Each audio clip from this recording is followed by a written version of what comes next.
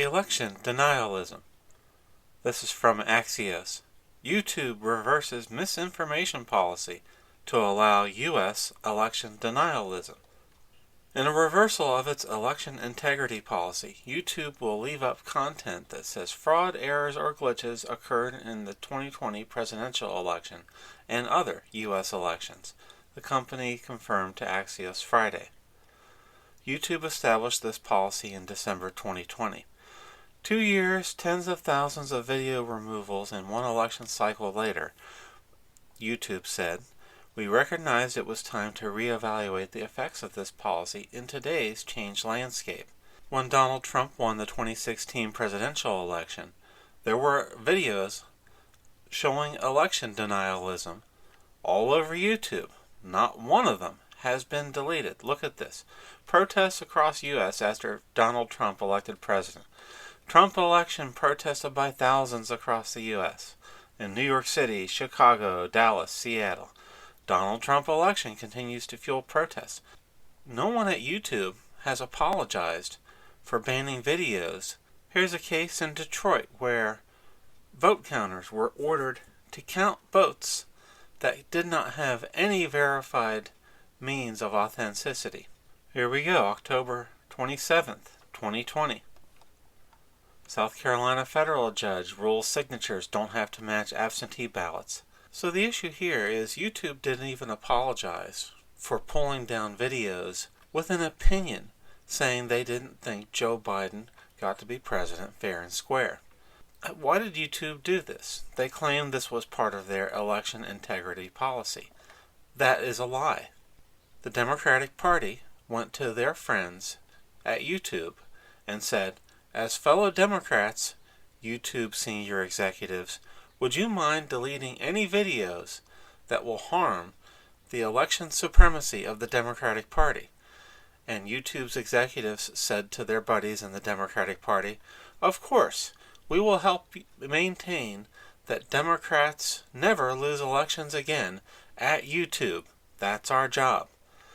Now flip this around to show how absurd this is. Let's imagine that President Donald Trump and Vice President Mike Pence went to YouTube executives and said, "We'd like you to delete any videos that would harm our ability to run as politicians and would harm our ability to win elections. Think you can do that for us?" YouTube would have been outraged. The executives running YouTube and shareholders, they would have said, "We will never violate the connection between the federal government and corporations in such an underhanded manner." In fact, they would have probably recorded President Trump and then played it at a live press conference saying, "Look what Trump tried to do. They tried to get YouTube to censor videos and take down videos and close accounts in order to benefit politically." But that is precisely what YouTube did on behalf of the Democratic National Committee and the Democratic Party. They're ending this policy without even an apology to all the people that they accused of being disloyal Americans for having an opinion. I had a video on ballot harvesting, which YouTube had down for 6 months. I had to put it over on Rumble.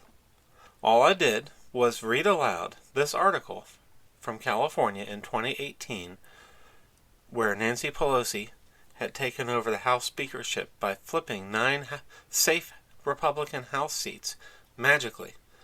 And it was all based on a new election law passed by Gavin Newsom's predecessor that allowed anyone to bring in stacks and bags of random anonymous ballots from total strangers. This ballot harvesting law in California threw the Republicans out of power in the House of Representatives, and Nancy Pelosi spent the next 2 years doing nothing but impeaching Donald Trump. Just for reading this article aloud and giving my opinion on this article, YouTube said that I was engaging in election denialism and banned the video. So YouTube reverses this policy without even an apology? If they had done this policy on behalf of President Donald Trump, these YouTube executives would be in prison right now. Think about that when you wonder about how generous YouTube is in ending a policy they should never have had in the first place. It is not YouTube's job to censor videos on behalf of any political party. That should have been so obvious to every single employee at YouTube that it should never have happened. Ever. Thank you.